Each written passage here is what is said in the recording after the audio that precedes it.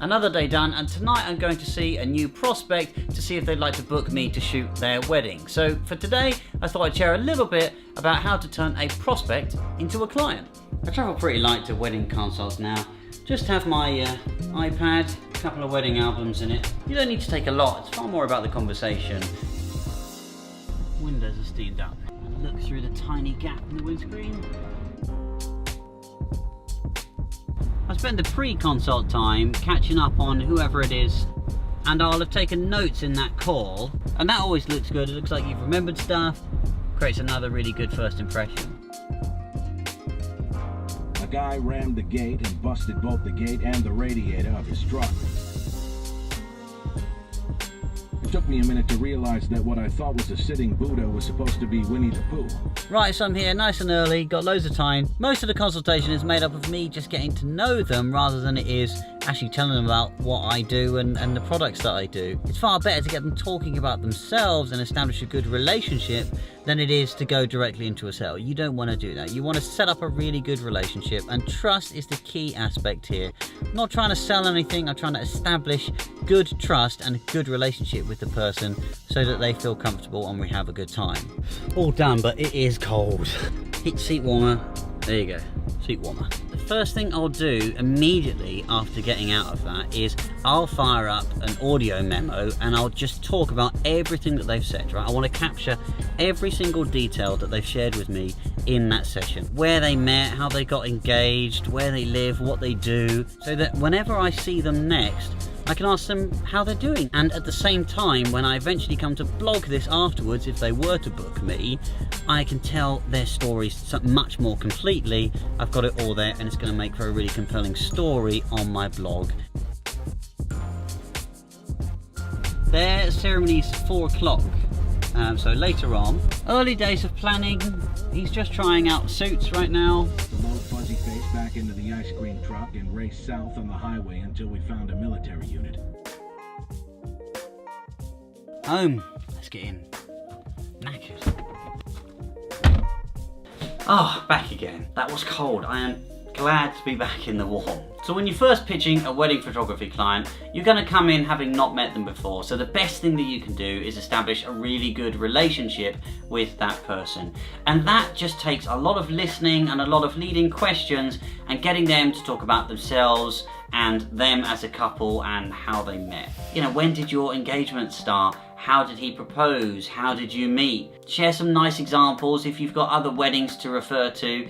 Weave them in if they're talking about like country houses. Share some funny stories from country houses that you've shot before. And tell them about you and your life and your passions. What's important to you? What do you love doing? How did you get into photography and how did you get to where you are now? Think of the conversation not as a sales pitch, but just a really friendly, relationship-based setting where you can get to know each other, have a fun conversation, and really get comfortable in each other's company. Now, it's always good to go to environments that potentially you can control or that you know aren't going to be too destructive. Make sure it's not a really noisy place and it's somewhere where you can hear each other, the music isn't too loud. All of those environmental factors that lend to having a richer conversation with someone. You'll have a much better conversation if you can get them both there, because then they can trade stories with each other. They can laugh, they can have fun, and you'll really bring out that chemistry and have a better connection when they are both there.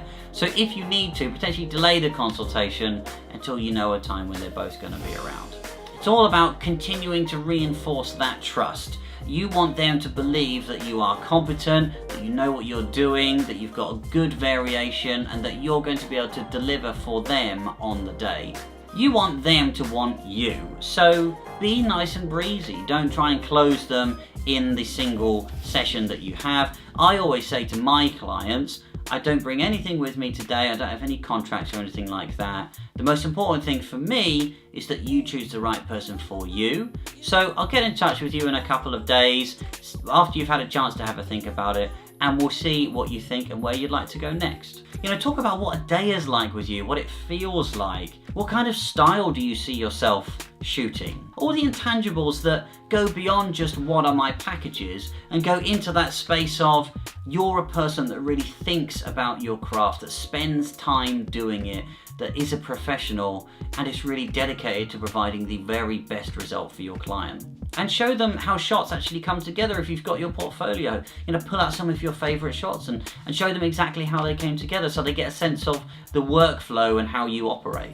Once you've gotten past that, obviously you're going to need to talk about your packages, take them through all the things that you've got and tell them all the things that are included in that. You talk about how the photos that they're going to get, are they hand edited by you? Are they chosen by you? Do they have a consistent look and feel? Talk about all the effort that goes into the final product that they receive. If you're talking about albums, show them albums and bring albums with you so they can actually look through the album as you go. And I often like to leave my iPad with them or leave an album with them as I'm talking so that they can listen to me and be looking at the album and kind of connect those two worlds. They're visually looking at the final product and they're hearing about it at the same time.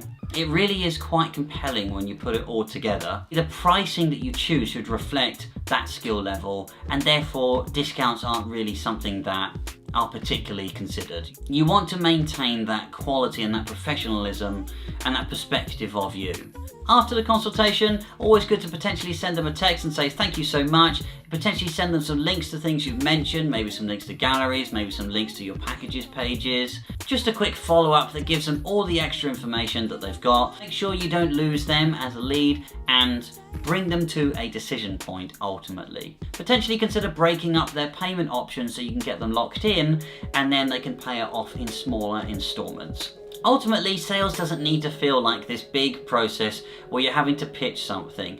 Think of sales more like you just talking about all the passions and all the care and all the effort that you put into the thing that you do and that you want to share that with somebody else. Give them space, give them time, and use your extra time to bring in new leads and nurture those leads. If you do it this way, it'll be really comfortable, it will be fun, and you'll create great relationships and ultimately great results with your client.